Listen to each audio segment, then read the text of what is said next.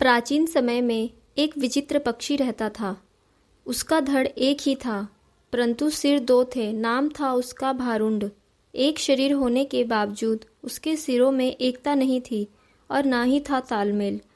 वे एक दूसरे से बैर रखते थे। हर जीव सोचने समझने का काम दिमाग से करता है और दिमाग होता है सिर में। दो सिर होने के कारण भारुंड के दिमाग भी दो थे, जिनमें से एक पूरब जाने की सोचता तो दूसरा पश्चिम। फल यह होता था कि टांगे एक कदम पूरब की ओर चलती तो अगला कदम पश्चिम की ओर, और भारुंड स्वयं को वहीं खड़ा पाता।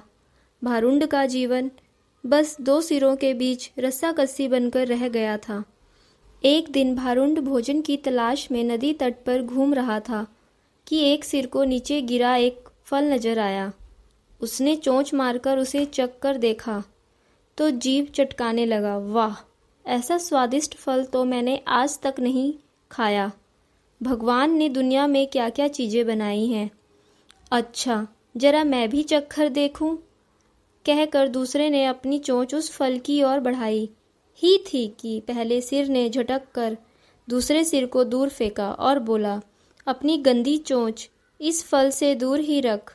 यह फल मैंने पाया है और इसे मैं ही खाऊंगा।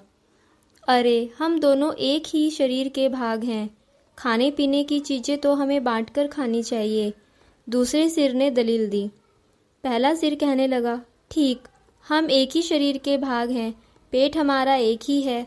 मैं इस फल को खाऊंगा तो वह पेट में ही तो जाएगा और पेट तेरा भी है।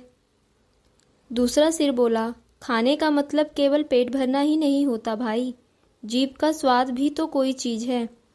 तबीयत को संतुष्टि तो जीभ से ही मिलती है।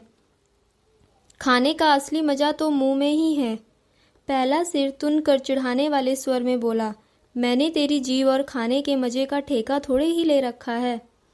फल खाने के बाद पेट से डकार आएगी, वह डकार तेरे मुंह से भी तो निकलेगी, उसी से गुजारा चला लेना। अब ज़्यादा बकवास ना कर और मुझे शांति से फल खाने दे।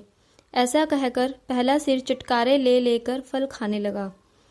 इस घटना के बाद दूसरे सिर ने बदला लेने की ठान ली और मौके की तलाश में रहने लगा। कुछ दिन बाद फिर भारुंड भोजन की तलाश में घूम रहा था कि दूसरे सिर की नज़र एक फल पर पड़ी।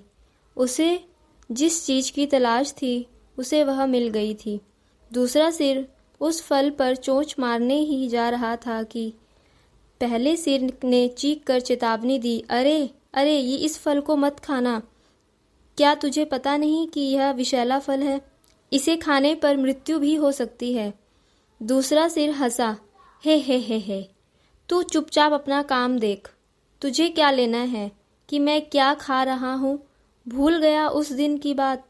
पहले सिर ने समझाने की कोशिश की, तूने यह फल खा लिया तो हम दोनों मर जाएंगे। दूसरा सिर तो बदला लेने पर उतारू था, बोला, मैंने तेरे मरने जीने का ठेका थोड़ी ही ले रखा है।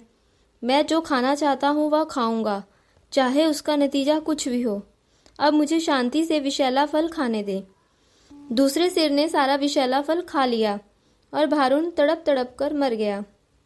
बच्चों, इस कहानी से हमें यही सीख मिलती है कि आपस की फूट हमेशा हमें ले डूबती है।